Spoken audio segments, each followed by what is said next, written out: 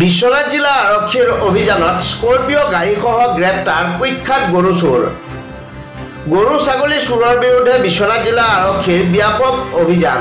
24 ঘণ্টা নহওঁতেই পুনৰ বিশ্বনাথ জিলা আৰক্ষীৰ অন্তৰ্গত বিশ্বনাথ চাৰিআলি সদৰ আৰক্ষী থানা আৰু চতিয়া আৰক্ষী থানাৰ অভিযানত জব্দ স্কৰপিঅ গাড়ীসহ গ্ৰেপ্তাৰ 5 কুখ্যাত গৰু চোৰ।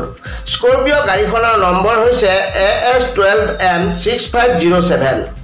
বিশ্বনাথ আৰু চতিয়া আৰক্ষীয়ে যোৱা নিশা যুটীয়াভাৱে অভিযান চলাই চতিয়াৰ নাগশংকৰৰ ডিকৰাই নৈৰ সমীপত গাড়ীসহ আটক কৰা চোৰকেইটা।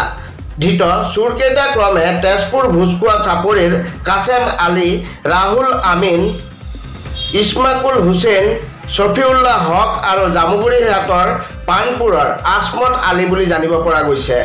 উল্লেখ্য যে দুদিন পূৰ্বেও AS32B6610 নম্বৰৰ আন এখন নেক্সা বিলাসী বাহনত 7টা চুৰি ছাগলীসহ বাছিৰ আলী আৰু ইয়াকুব আলী নামৰ 2 কুখ্যাত ছাগলী চোৰক চতিয়া আৰু বিশ্বনাথ আৰক্ষীয়ে গ্ৰেপ্তাৰ কৰিবলৈ সক্ষম হৈছিল। ইতিমধ্যে আৰক্ষীয়ে আটাইকেইজনকে জেল হাজতলৈ প্ৰেৰণ কৰিছে।